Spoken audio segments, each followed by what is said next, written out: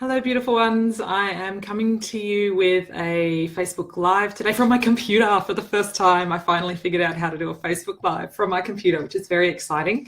So please join me with my excitement. I am talking today about, I'm bringing a medical intuitive reading to you here, and I'm talking today about a specific group of conditions that are chronic pain, chronic fatigue, and that are non-specific and difficult even to diagnose, let alone identify. And specifically, I've been asked by one of our beautiful viewers, Lisa Turner, has asked me to speak to the condition fibromyalgia, but I can't speak to that just by itself, because in a lot of ways it links very strongly with polymyalgia, rheumatica, and other conditions such as chronic fatigue syndrome, or ME, the myalgic encephalomyelitis, which is the chronic fatigue syndrome that is characterized by crippling fatigue. And fibromyalgia is characterized not just by fatigue, but crippling pain of non-specific origin.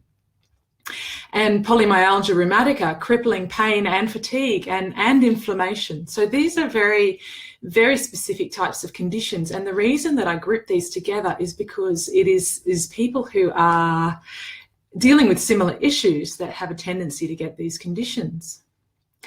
These are also often conditions that do afflict people who identify as being a light worker, or who identify as being in a role of service to others, perhaps as a charity worker or perhaps as a healthcare worker. But they are very much the role that people take to serve others. They will often suffer these sorts of conditions. And why is that? Of course, it's an energetic cause behind there, an energetic meaning underlying these conditions.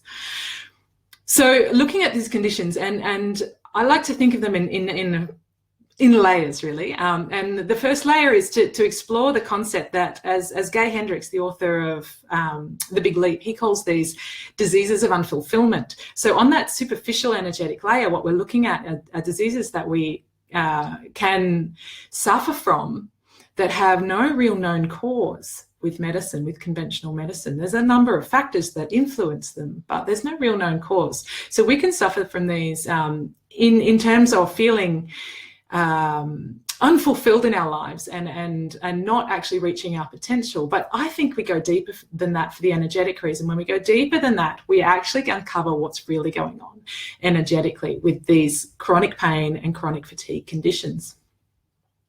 And what I'm being very much brought to this week energetically for these particular conditions is that they carry with them, and the people who generally suffer from them carry with them, the archetype of the martyr. And this is not just using this term loosely, this is very archetypal. And this is that understanding on a deep level that we are somewhere holding the belief that our suffering is a service to others. And that is where these diseases are coming from. They're somewhere on this level. If you are suffering from any one of these diseases, any of the diseases that involve chronic pain or chronic fatigue on a very deep level, on some level you are holding this belief that your suffering is a service to others, that you wear this as a badge with honor, that this is how you show up to serve in this lifetime. And in particular, if you are working in a field where you are helping others and serving others, perhaps as a light worker, perhaps as an energy worker or a healer, or perhaps as a medical or healthcare worker, or perhaps as a charitable worker in service of others, or those that you see as less fortunate than yourselves, or perhaps even just as a mother or a father, that you are holding this energy around your family, that your sacrifice is their service and you're offering to them. And so what I want to do is really explore the energy behind this, the concept of the crucifixion and the resurrection. And this is, again, is an archetypal story. This appears in many, many different ways. It even appears in Hollywood in those stories of transformation. We love stories of transformation, and that's why, because what we're doing is going into the archetype of the crucifixion and the resurrection. So we may see a movie of the teenage girl with the ponytail and the glasses, and she's rapidly transformed to become the homecoming queen.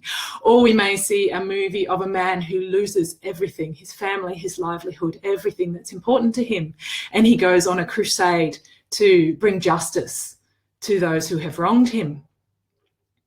Or it may be something else. It may be a superhero who goes through a struggle against evil and comes out on top.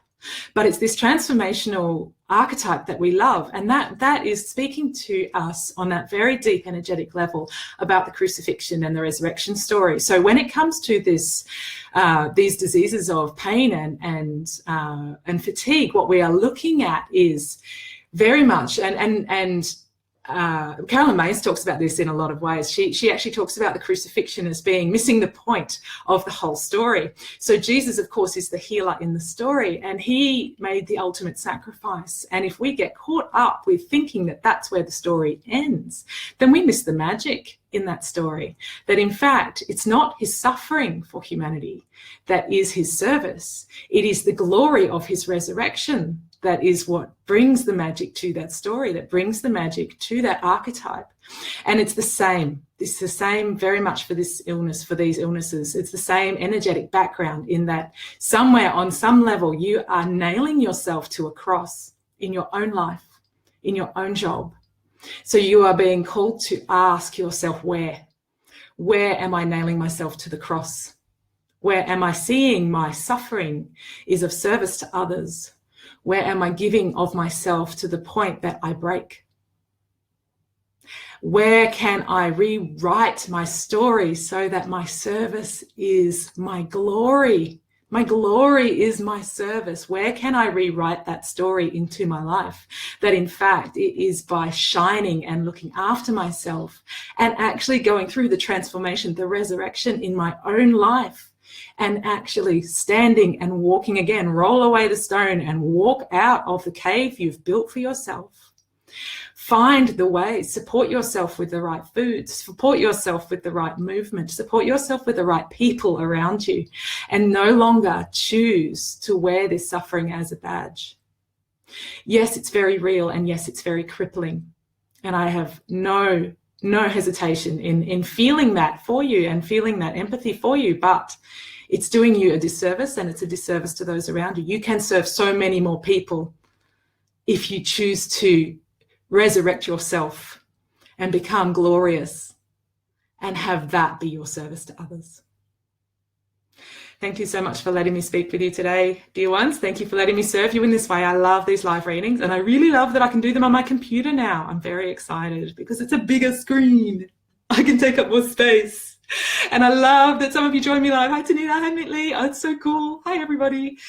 And I'll see you next week. Keep the conversation going in my page, in my group, on this post, wherever you would like it to be.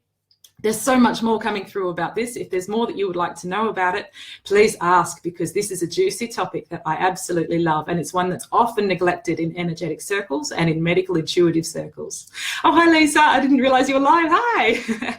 And it is something that is very dear to my heart, because as somebody who works and I identify as a light worker. I identify as this type of person myself. So it is something that's we need to be very aware of if we are in these realms, that we actually need to be starting to shift our focus from our suffering, shift our focus from giving, and shift our focus to actually working on ourselves and being glorious in our service.